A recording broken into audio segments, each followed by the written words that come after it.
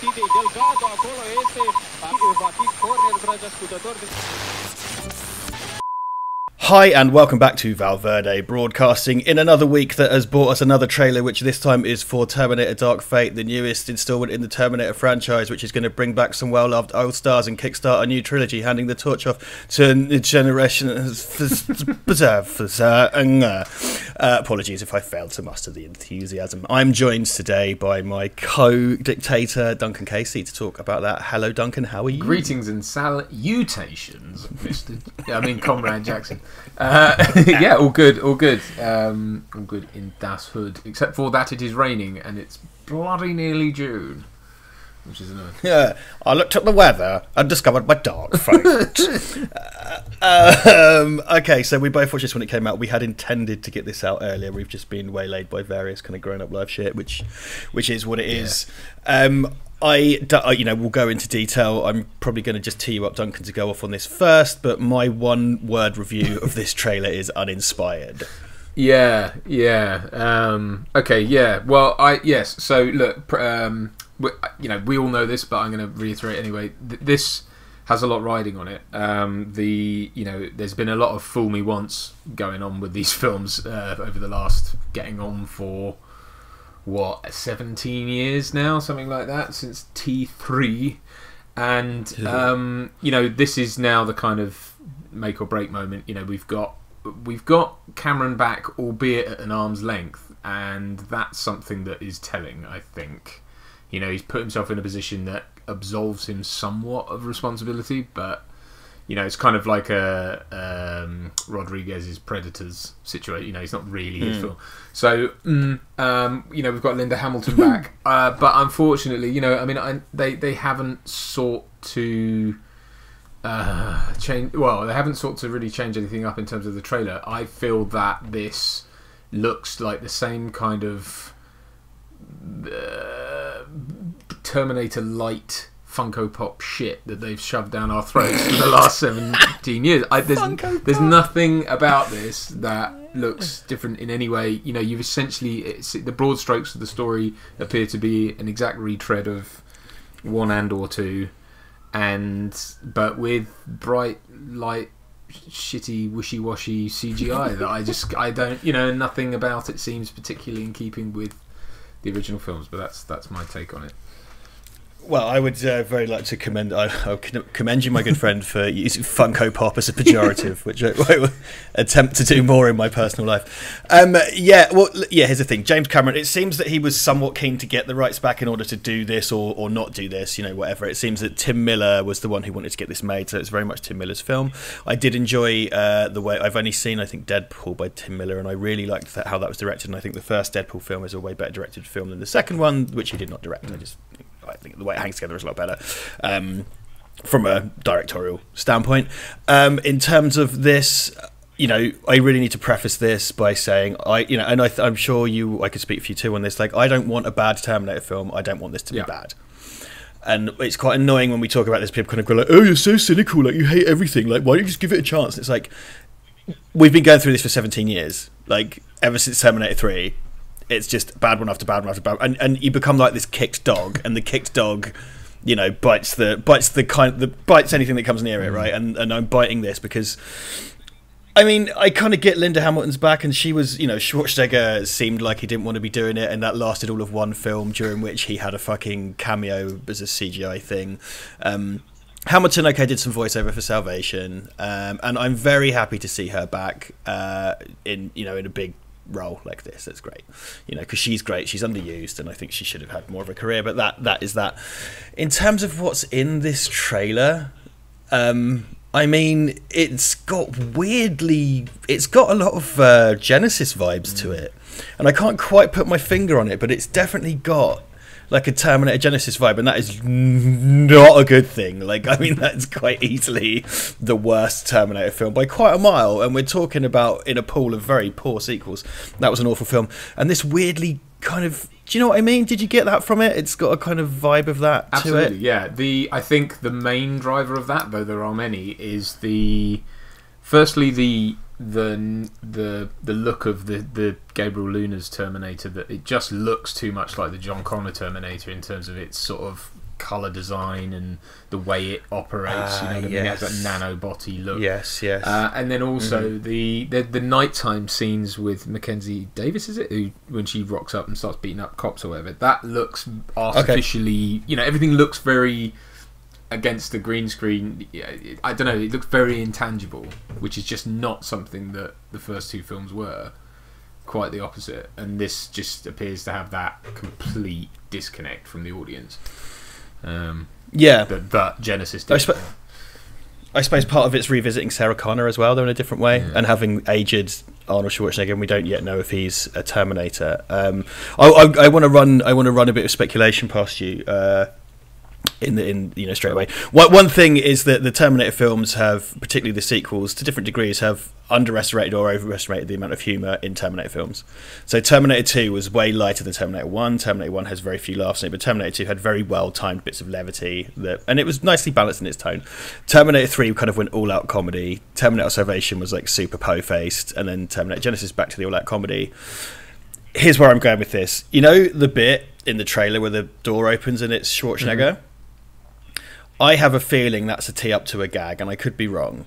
But I think they're going to knock on the door will open, and it'll be like, bwam, bwam, and then he'll go, oh, come in, they're making strudel, and he's a human, and he's going to say something really bland or funny. It's funny because that's what a Terminator would say. And also, if he's not a human, that's the aged Terminator concept from Terminator Genesis, which was apparently James Cameron's idea. He gave those filmmakers that, or at least the blessing on the concept at the outer shell would age. Yeah. So either there's going to be a comedy set up to that being the human which Terminators are based on, which is a dumb idea anyway. We've done the T2 Infiltrator novel notwithstanding. And the Terminator 3 fucking that horrible Sergeant Candy scene. Candy. So, Sergeant Candy. So either he's a human, or it's just the same thing from. And where did that Terminator come from? And why is it like shacked up in a fucking forest? Like, what did he get sent back in time to do? Like, terminate trees? It's ridiculous. I mean, he's a forest ranger. He got sent back in time. I mean, and also it begs this question of does Skynet just only send back the Schwarzenegger ones, which would be the most conspicuous tactic ever. Because it's just like this indestructible man with the same face. It already got them in trouble in Terminator 2 because they go like, oh, it's the guy from the mall, which is explained in a deleted scene. But you kind of get away with that because the Resistance fighters are sending him back, so it's kind of like, right, well, it's not a mistake Skynet's making, but it doesn't add up. They had to get him from the same locker, I think was the thing in the deleted scene. Like it's like the next one on the rack. Sure.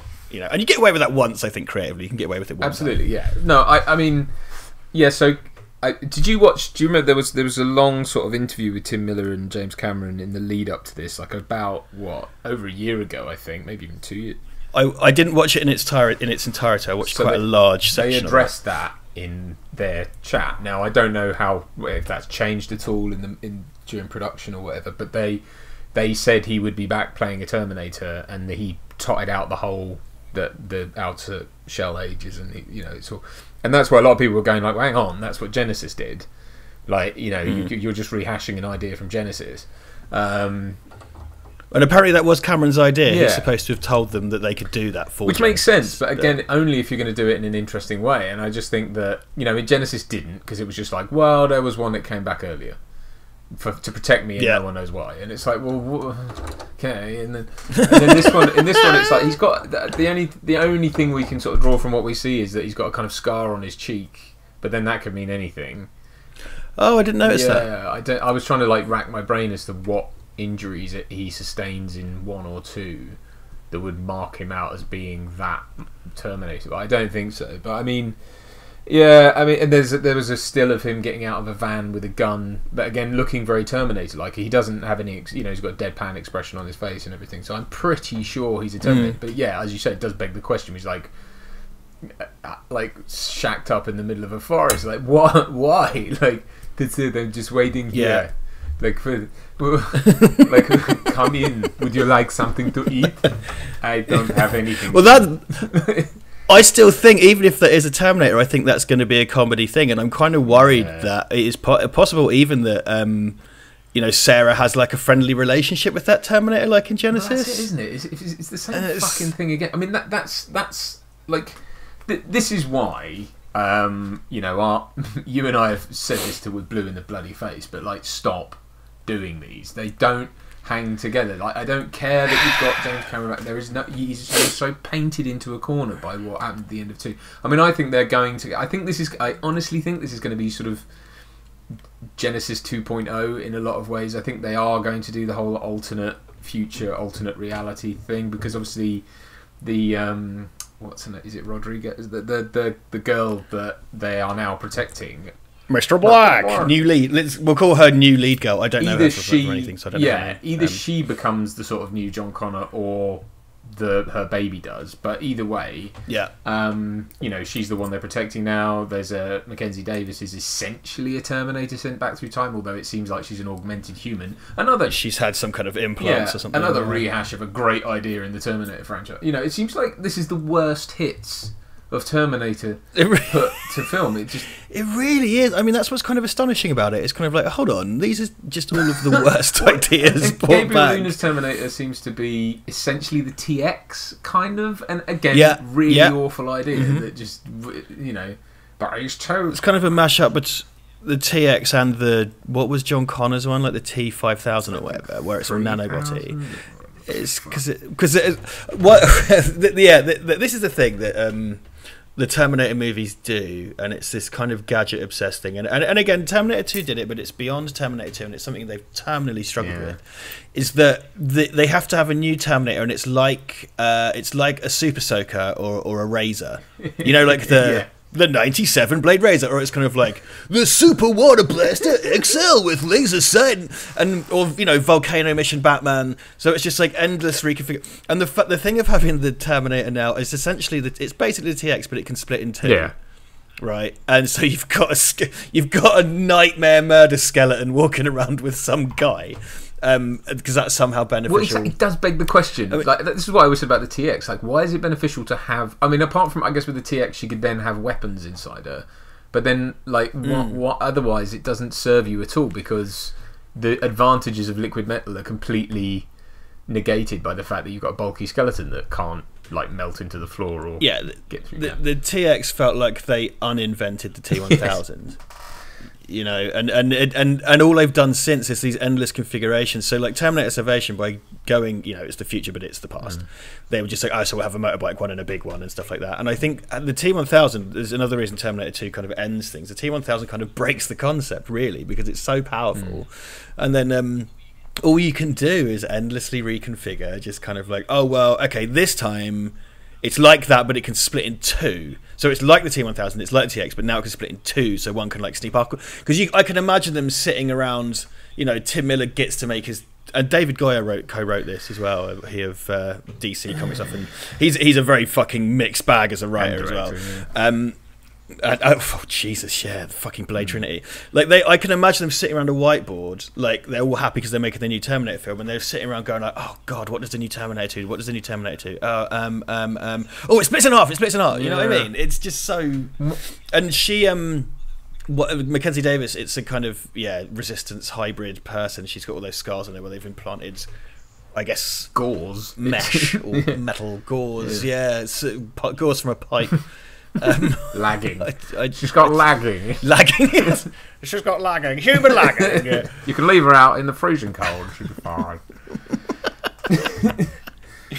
Yeah, it's this sort of race to the bottom, isn't it? I don't understand why just having Terminators isn't enough of a concept. You know, like just having T800. Like, I think it's partly because they got shackled to the idea that they always had to be Arnold, and then, you know, trying to get away from that doesn't seem... I think it was done quite cheaply in the Sarah Connor Chronicles, obviously because it was TV budget, and I think that... Which I haven't seen, and by all accounts is really great. Yeah. I mean, a lot of people say that's the best Terminator thing outside of Terminator 1 and 2, and I would really love to sit down and watch it. It's just that horrible commitment to watching loads of shit. Please continue, sorry. Yeah, no, I agree. I've seen bits of it, but never really watched it properly. But you know, and Lena, is it Lena Headey? Lena Headey? Lena Headey, yeah. Mama. Yeah, she's... or Lena Headey. You know, she's the original second Sarah Connor, so props to her. But, yeah, no, it's... I just... I don't understand. Like you say, there's this sort of. I guess they used Terminator 2 as a jump. Maybe this is the problem: is they tend to use Terminator 2 as the jumping off point all the time, and that excuses them into this way of going. Well, it was all groundbreaking at the time, so this has to be groundbreaking in its special effects. And it's like what they're missing is that was in service of characters and story. It wasn't done just to be amazing. It's like, I'm sorry, but Sarah Connor, doing a handbrake turn, getting out with a bloody great gun and a bazooka. That's not Sarah Connor to me. That's not. She wouldn't. She's not just badass. Like with it, that feels like it has no weight. It has no. It's like she's just this sort of uber. I don't know. Like soldier, and it's like it's cool. Don't get me wrong. I love seeing Linda Hamilton back, but I don't want her to be some soulless, cool badass. Well, that's the thing. The whole point of Terminator, keeping with James K. Cameron is involved in this, the whole point of Terminator 2 is that when Sarah Connor became a soulless badass, she was a monster. Yeah. And she was about to murder a man in front of his family, and she realised that she'd become the Terminator. And then to reintroduce her as that, but cool. It's like... Because, Kyle Reese was like this kind of... I hate to use the same kind of metaphor, but he was a beaten dog. He was this kind of scarred, vulnerable, skinny, like child soldier that had lived through a post-nuclear guerrilla war, and he was shown consistently as vulnerable. And Sarah is just a young girl, really. And then in the second one, she's toughened up, but she's broken and she's damaged. Strung out, man. She's like smoking cigarettes all the time, and she's like not properly. You know what I mean? Like you can tell she's absolutely. Like, even though she's right about what's going to happen in the future, she does still kind of need sectioning, because she's literally that kind of... I almost get the impression she's sort of... Not to make light of any of this sort of stuff, but she's kind of like someone who would hurt themselves if they were... You know what I mean? Like, with that sort of knowledge, like that kind of nihilistic knowledge in her head, she has become so kind of... Like, she's so full of this idea of having to be self-sacrificing that she's like... Look at her. I mean, she's an absolute bag of just nerves and, And she is... the thing is, she is tough as nails, and I hate the phrase, she is badass. I hate that. But she is that, but there's an immense human cost. Well, there's a psychic cost to that. You don't want to be her. Whereas in this, it seems like they're trying to make out, oh, you want to be her. And it's like, no, you don't. It's slow motion, underslung rocket launcher and shit. And it's like, dude, because, the kind of desperation and stuff is gone. I mean, it's going to be like she's just all stoic badass. And I just don't... I'm sorry. It's like, to digress slightly to a point you made earlier, there's this peculiar drive that you have to have a new Terminator that's got a flamethrower for a dick or whatever, and that's the only way you can... And in a way, that is the second film's fault, because as I've said many times before, the second film was a kind of... But it's a rollercoaster ride by design more than a movie in a lot of ways, and I keep meaning to talk about that long form, and I will. But that kind of broke the series by having that rule of escalation where you have a new Terminator. And it's just kind of like the Sarah Connor Chronicles, for the most part, as I understand, had kind of T-800s running around that didn't look like Arnold, and that was the threat. And surely, if you were to make the Terminator film, it should be kind of... You're investing in the characters and the situation, and it doesn't matter how many fucking grenades for bollocks the Terminator has. It could be like 2 regular Terminators, but the fact is they're bad again, and there's a human cost, and da-da-da. Not, look, oh, dude, it could split in 2. Like... Well, it sort of messes with the whole idea, because the timeline in Terminator, again, as I said, the further out you get from it, the more it just unravels itself. But the whole idea was it was a causal loop, and the fact that, like, but this time more, it's like, no, that doesn't hold any water, because why didn't they just send the more one back to do the first one's job? It doesn't... Time does, in this series, doesn't work like that, and it's like, it's much more scary to have this thing that's like an effigy almost of like a human, but it's full of it's got this like metal skeleton under it. That's horrible, and it's the kind of thing where you go like, why would the Terminators see it as an advantage to have a Terminator that can split in 2 and do all that stuff? As you say, you've got this sort of remote, horrible killer skeleton like driving your truck, and it's like, yeah, great infiltration, and again, it's this fucking hard on they have for car chases, and it would seem plane chases now, where it's like, yeah, exactly, and you just kind of go, that wasn't the point. The point was you felt the way, especially in the first one, but also in the second one, the truck chase at the end, it had weight and it had consequence and it had desperation, as you say, and it's like and it was like everything was coming down to that. Whereas I just don't. I'm sorry, but like two cargo planes having like ramming each other in the sky. It's not gonna. I'm just gonna look at that and go, yeah, I don't. There's no stakes here because I just don't believe any of that anymore. You know, and I don't care if Sarah Connor's like steering it with her thighs and like firing dual rocket launchers. Through the sky. It doesn't. None of that's gonna matter. You know. Well, wait, yeah, it's this. You have to have a truck chase, and you have to have a chase on a highway, and you just have to copy all these moments because, all of them do that, and it's like there is more to this series than just the bit. A lot of it's harking back to, they want to go back to the glory days of Terminator 2, which is understandable, but there is a big, long, protracted vehicle chase in the first film, and it's probably one of the most spectacular bits of that film because it's otherwise very, very ground level, and it's a very grounded film for the most part, despite its subject matter.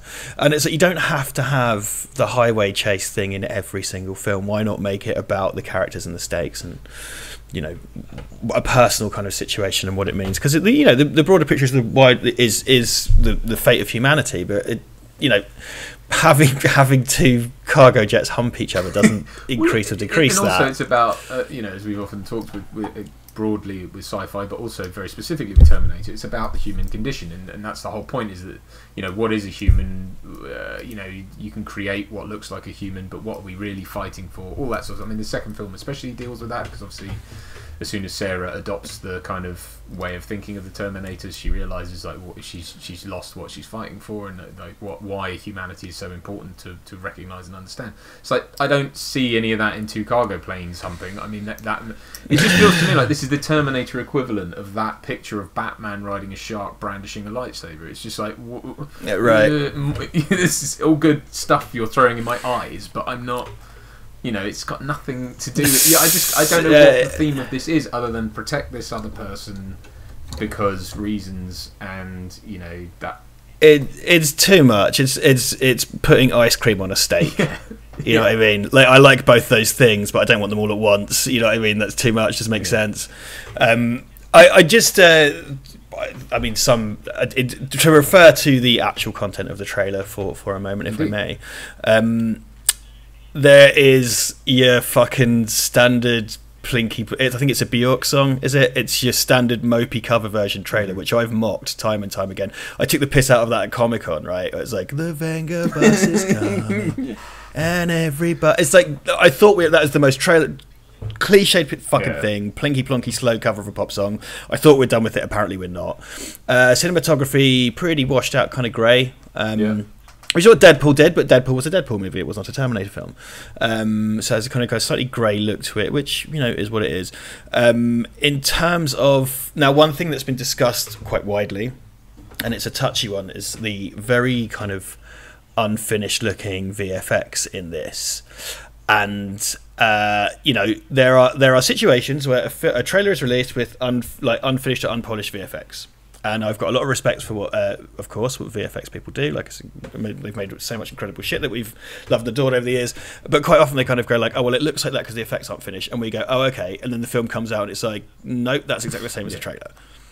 And so there's a bit where Gabriel Luna's character kind of slow-mo's up here, throws the pole, and that looks ropey. I mean, it's weak. It's got real it's got video game type look to it.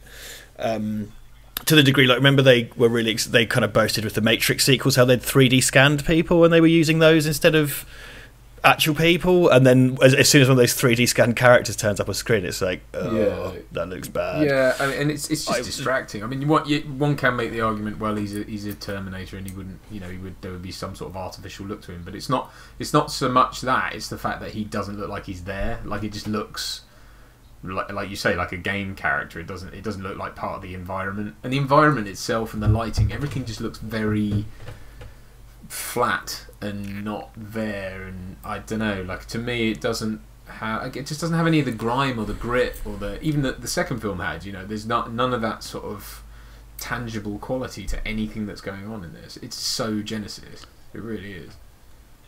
There's lots of indistinct kind of smoky greyness to it, which seems to be the kind of modern curse. I mean, Terminator 2 for me, I just always love the look of it. It's got this incredible sense of depth. It's all these really wide shots, which I think are anamorphic. It's very blue and orange, or there's a proper colour wheel term for that, which I can't remember right now, which I should know from a video editor. Shut up, leave me alone.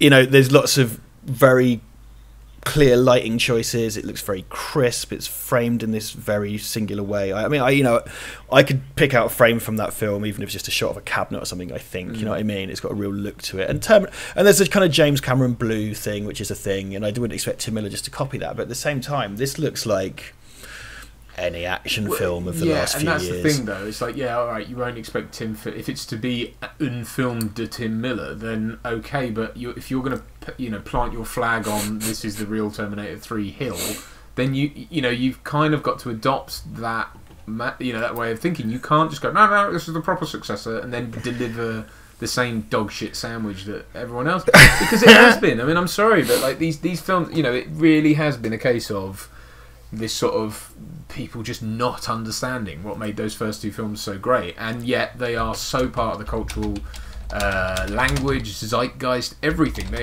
have made they have formed what sci-fi and action has been over the last decade. Sorry, someone just called my phone. Please ignore. But they have been so indelible, and yet it seems like filmmakers haven't understood that. Now we've got Cameron involved, and if this is to be yet more of the same, then I'm sorry, but it almost seems like no one understood why those worked, even the bloody filmmakers, and that's weird. Well, I am forced to go back to James Cameron's endorsement of Terminator Genesis, and the notorious endorsement of Terminator Genesis, because everybody knew that the rights were going to revert to him after a certain point, and blah blah blah, and some people have said that perhaps that video was political because I noticed the Skydance logo on this movie, and that's the Ellison siblings who own that, run that, and he perhaps did that to score political points to guarantee that they would play ball on the next one. We don't know what's gone on legally. So part of me is like, did he just endorse this film to get his own film made? But then that kind of, I run up against that because it's like, does he give a shit? I mean, he's fabulously wealthy. He's never been bothered about revisiting them, and he's busy with Avatar. So I kind of wonder. So on one hand, did he just cynically sort of play some ball to get his film made, or, and I think this is just as possible, he just genuinely, unironically liked Terminator Genesis. Which is a frightening prospect, frankly. Yeah, I mean, I don't know. They were under great pains, especially during that interview with him and Tim Miller, to say just how much he'd been in the writers' room and how involved he'd been, because they, you can tell again politically, they know what's out there and they know what they need to get across to potential audiences, but. The evidence is really not stacking up in their favour. I mean, like you say, an endorsement of Genesis.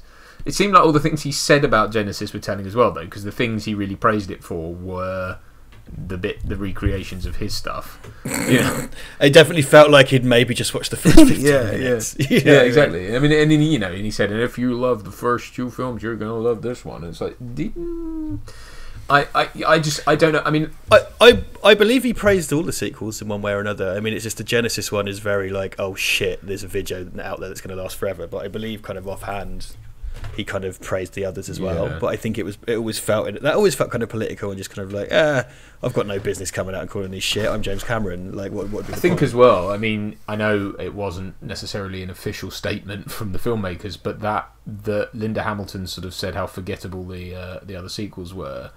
When asked in whatever, she was at Comic-Con or something, and she got asked about that, and she said that they were all kind of forgettable, weren't they? It's like, I love Linda Hamilton, I have nothing against her, and I'm sure she was that was an off-the-cuff remark, but it imbues this project, if you like, with a certain arrogance that I think, unless you deliver like the most incredible Terminator film ever, you will have well and truly, ironically, sunk the ship. I mean, it will be the iceberg.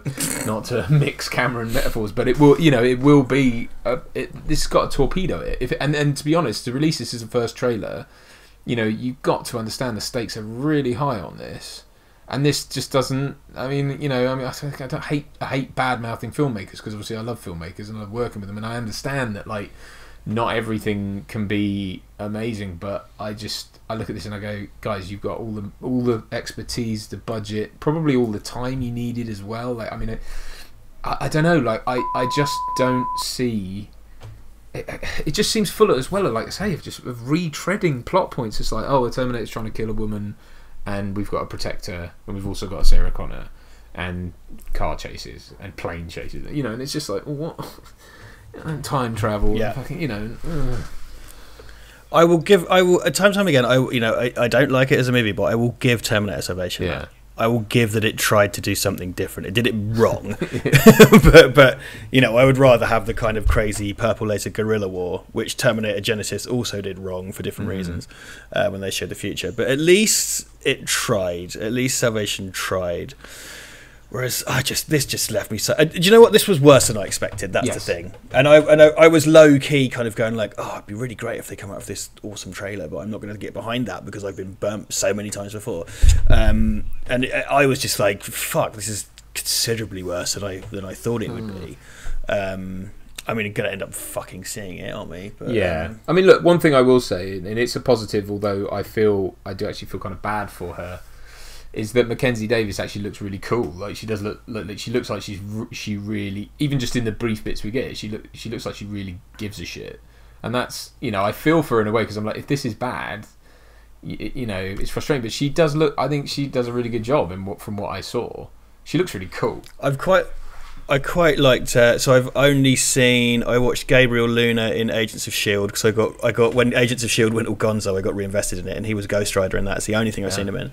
And having watched that, and then when they said he's going to be a Terminator, I was kind of like, oh, all right, cool. You know, I can see that. And they released one still of him like walking, and he had that exact kind of Robert Patrick look. He looked really menacing, and I was like, oh, yeah, he's really studied that. That looks really good. So, you know, maybe he's cool too. I mean, I haven't actually seen any of the other cast and stuff. You know, the non-Terminator cast.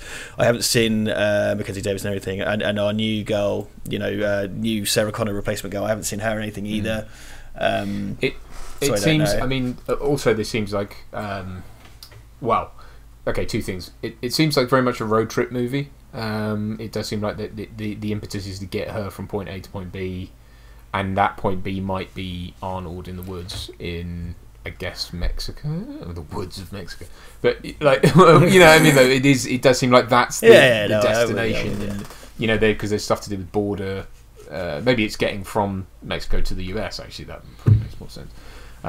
And the Terminator series has always been concerned with south of the border. Oh, yeah. It's all part of it, you know. So that I get that. That's thematically, you know, in keeping with what we've seen. Yeah. So there seems to be that element, but and they've talked about this as well, that this is to be a passing of the torch film. So, but it does seem like they're quite literally just recreated. Like, she's, you know, in the trailer she even says because I was her or whatever, and it's like.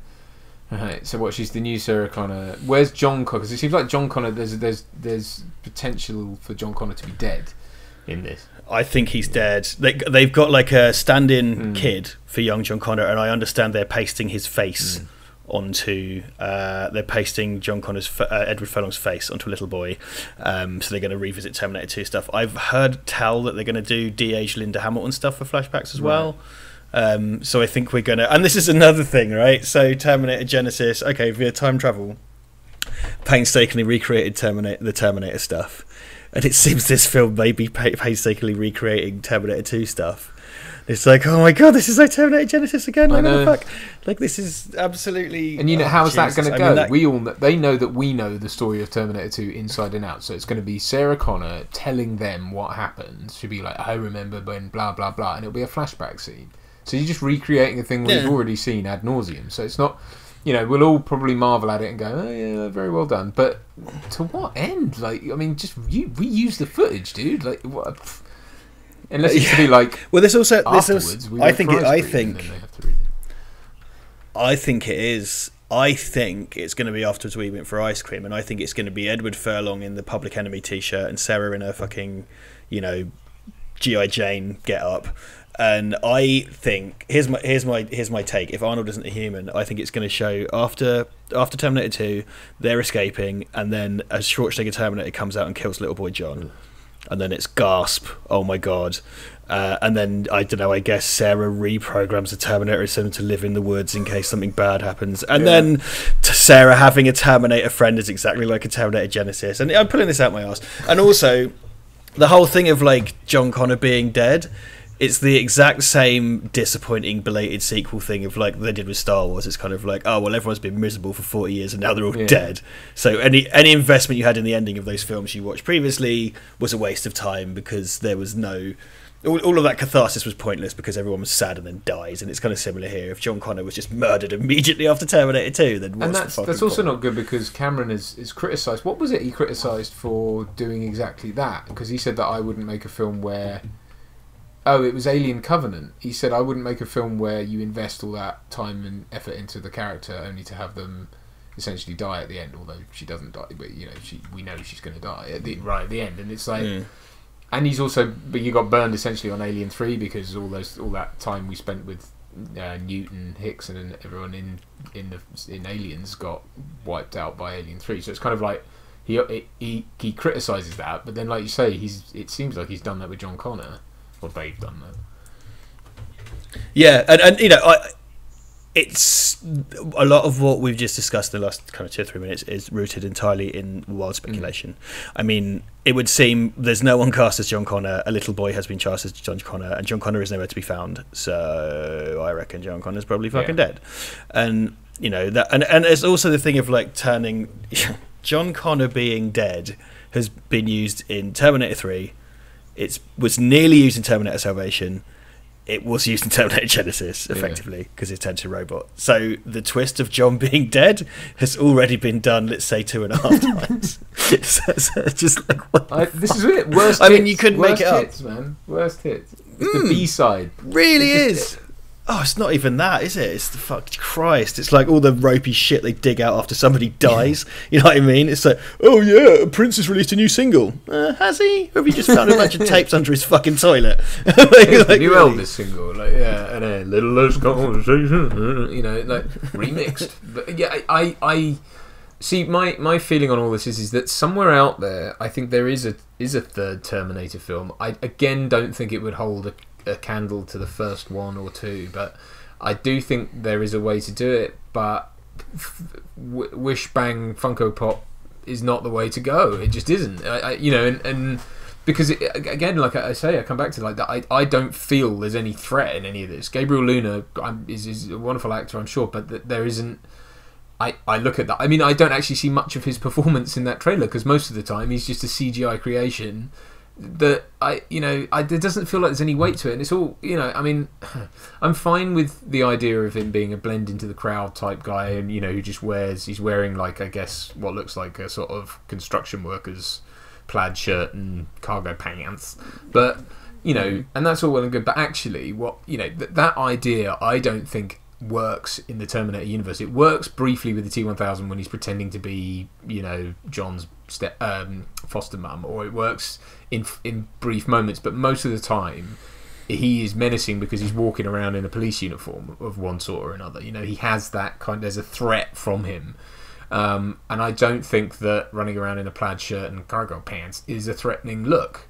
And it's like I know these things are all supposed to be like, oh yeah, but he's supposed to be able to blend into a crowd and stuff, and that's all well and good, but I don't think that idea in practice bears out. I know that was the original concept for the Lance Henriksen version. Too late, they've already commented. Well, yeah, but I don't actually think in practice that works. I think it's counterintuitive though it may be, it actually makes the first film is threatening because Schwarzenegger is imposing and threatening, and he's running around in what a machine thinks is a human's set of clothes, but actually it's just it's what punks wear, or it's what bikers wear. The second film, alright, Schwarzenegger's not supposed to be threatening, but he's doing that. But the T-1000 is scary because he he represents authority in a weird way. You know, he sort of and especially when he's got the big cop shades, you know, the mirrored shades and everything. It's threatening, and I don't and we can only talk about the trailer, but I just don't. And like, there's too much slow motion. Like, Terminator was never a film of sort of slow mo and, you know what I mean, and like, woo, like boom, mic drop moment. It's like, what? It was never that. It was never that. 2019, baby, 2019. With the exception, of course, of in Terminator 2 when he's, you know, all the roses hit the floor and he steps on them and he gets the guy. Don't get me wrong, I know. Yeah, and it's used to very powerful effect, and it's also when those are reveals, because also when Sarah sees him in the mental hospital, it goes slow motion, but it's used to represent her mental state. It's not because a robot that splits into two with a pole is cool. Right. It's because Sarah's the whole bottom drops out of Sarah's world. At the same time, everything she fucking knew has just been proven to be true at the drop of a hat. But yet this thing is with her son, and it doesn't make any sense. And, you know, it's classic. You know, it's film art. You know, it's not just that's because it looks. Yeah, cool. the film's not going like, yeah, son, like, check this badass shit out. It's just going exactly what you say. It's from her POV, and that's, you know, what they just seem to be lacking. Well, we've run over because I think we're in no. I mean, we are in our wheelhouse here, so we normally go for about half an hour, about 40 minutes, I think, for this one. I'm generally of the opinion that I hold an opinion that if you're reviewing a film, your review shouldn't be longer than the film itself. But this is a trailer review, and doing a trailer review in less than 3 minutes is madness. And it's also a platform to discuss the Terminator Dark Fate situation. I don't know when this fucker's coming out next year, I guess. That's this year, I think, isn't it? Yeah. Was it? So. Oh, was it? So probably end of the year, November time, I think. Yeah. Okay. Yeah. Good for us. good for us. I hope there's a scene where they play bad boys from the film Cops, because that would be a really funny thing to put in a Terminator. No, they did that. Oh, silly Richard, they did that. Well, I think that's it from us, isn't it? So there you go. Like, subscribe, etc., etc. There's details in the description. We hope you enjoyed the podcast. Please comment and speculate below, as we have done, and we'll be back soon with whatever comes next. Yes, indeed, doodly. Nice. All right then. Laters, everybody. I hope you look forward to Terminator: The Fate Darkness, like we all do. Okay, bye. Bye. Support your 7th or 8th favourite YouTube channel by buying crap, tat, junk, hogwash and filth at redbubble.com/people/Valverde shop.